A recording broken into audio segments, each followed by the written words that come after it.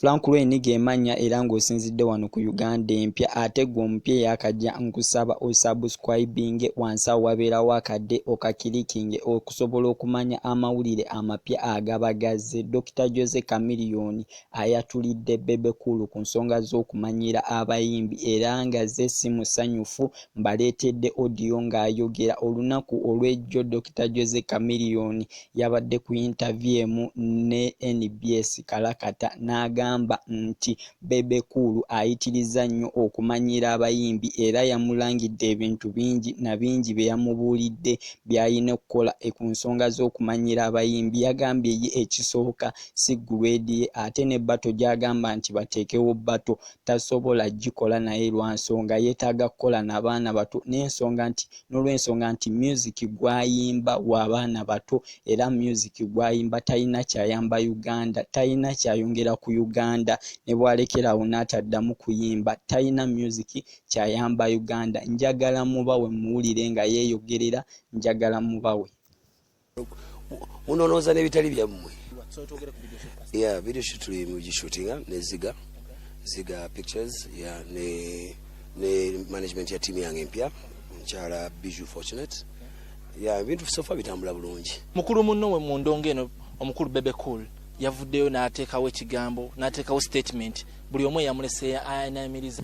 Okyogerako kyekyewa Bebe?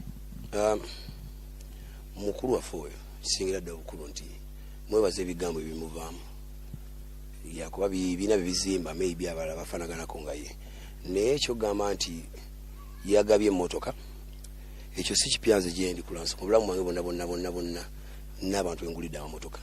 Ate oba ogabye emmotoka ngo kibanga kuwa muntu buyambi ate n'obulanga olwo eddiini siroza nayo kikkiriza. Ngulidde abantu amamotoka namukwano wenkale Majjamiru nakamugulira emmotoka recently nagulira Lame emmotoka muyimbi munange n'emmotoka yange yasooka yadda mulamu wange nakigabya eri Kigere AK-47 nabo emmotoka. Ekyo si kikulu ate bw'aba agiwadde omuntu amuwandikira music producer we ekyo sina bwe nkikola sina kigaana kirungi naye ndowooza era kiyamba nnyo ye.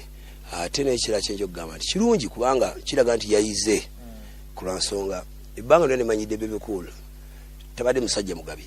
Wangi? Tabadde musajja mugabi. Kati ndowooza Museveni ke yamuwadde ku ssente n'amuwayo n'emmotoka ndowooza yalabidde ku ekyo. Nja nkujukize tuddiyo ddala emabega. Nze naali subidde mukulu munnange oyo nti ayina obwere mumativu mu bulamu bwe.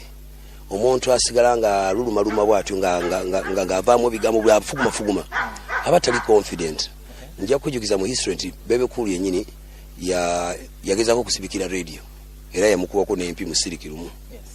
Omwana omuto omuyimbi omuto y'omu gw'osanga nga asonga engalo mu palasi n'omusanga nga asonga engalo mu saha kugamba ye musajja mujevu nyitayagako omuntu yena kitiibwa. Naye nze ng'omuntu amuwa ekitiibwa mu magnitude yange n'alirowooza nti Bebe Cool ensonga ze nze ndaba nga ziri over my age tukula ne tufuuka abantu abakulu. Naye waba yiye nga amaanyi agewuli ekyabbato twakinyumyako bunyume naye. Naali student ze bato yasooka agikube ne King Saha mukwano gwe gwempulyayo. Lwaki King Saha? Ati mukwano gwe genda waya naye ekyange kyanjawulo. Abantu benyini abatula ku TV stars banneeyimirira nti music owange alimu ekiriisa ate maze ebbanga ng'abantu bakolera music. Nja ku example nsiriza emyaka 2 nga nina byenkwasaganya baaliwa just oluyimba lumu lutanso babunyemi wabo ate nga oluyimba lumu eno ndi botadde n'olukwe. Tugambe no pressure yemuviirako okukola bino byonna. Simanyi naye manyi munaye bw'obanga olyanga oli muyimbi ng'omanyi nti okoze nnyo n'owulira yakubyeyo ate ekibwatuka ekisiimulawo byonna byokoze otandika ofuguma mu mbeera nga gy'alimu. Naye nze mukwano nga Bebe Cool bw'aba alaba TV yaffe ennungi nga tukwa NBS Kalakata n'ali mukusabye muganda wange bw'obanga oyina bato gy'oyagala nina abaana abayimbi bentendese ba King Saha gwe nja okwesibako essira sooka ogenda omegane n'oyo omwana nze nga naawe wenkwasaganya byange ekinaava kinaatwa ekiddirira. Naye nga era amagezi ge naalisinza omuwa nga muganda waffe mukulu waffe oyo taata waffe oyo abeere serious. Ali serious mu kwogera abeere serious. Tuzimbe we twatuuka tulina kuba nga tuzimba ggwanga na kuzimba industry. Tosobola kuba nti gwe buli akola ekirungi omulinnya ttayi no si bwe kibeera. Tulina okukkiriza nti waliwo abaaliwo n'abalibeerawo n'abaliddawo. so tosobola kugamba nti ogenda kukulaakulanya ggwanga nga buli avaamu kyavuddemu gwe n'okiteeka ku minzaani n'okirinyirira n'okisambirira n'okimetta enziro buli muntu wawewa omukisa ayogere neggwanga lyaffe ffenna, you know what I mean? So musajja mugagga nnyo ennaku zino kuba bamuwadde kasente. Tayalina ssente nga tebanafuna za President Museveni awo njagala tusimbe essira. Yalinamu entonotono.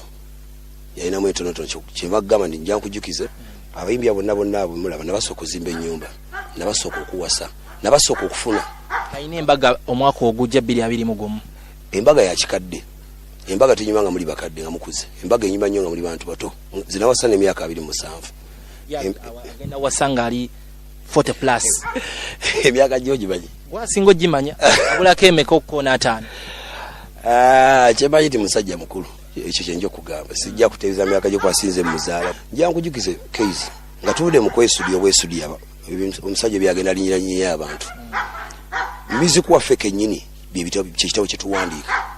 Njagala oddeyo ng'owuliza luyimba lwange lumu ku lumu. Oddeyo owulize ennyimba za Moses Sali lumu ku lumu. Nali nyimba Katupakase ng'ayimba kusikusi. Wanji? Nali nyimba Katupakase ng'ayimba kusikusi. N'enyimba Basiima Ogenze ng'ayimba lwaluyimba ky'ebiseera ebyo. Yaawo yayimbamu ebyamakulu. Naye ayina olwa lwe yali ayimba simanya ani. Kati tuyimba baliwa? Ate ayimba kana kayimba simanya akawayawaya. So to be realistic. Mwami Moses Sali Bebe Cool Musiramu obudde buno ye brand ambassador wa Guinness. Bw'okyogerako kinga artist ate nga gwe family man.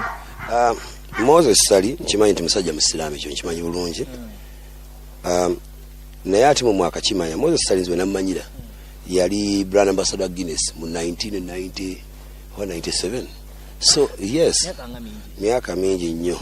So sijja kumulinyiranya ate lwa nsonga eryo ddembere naye nga kimanyi nti eddiini ye ekyo ekivoolera ddala. Naye bw'abanga omanyi ennaku zino tulinamu abantu abatwala eddiini nga bagitwala mu ngeri y'eswaga.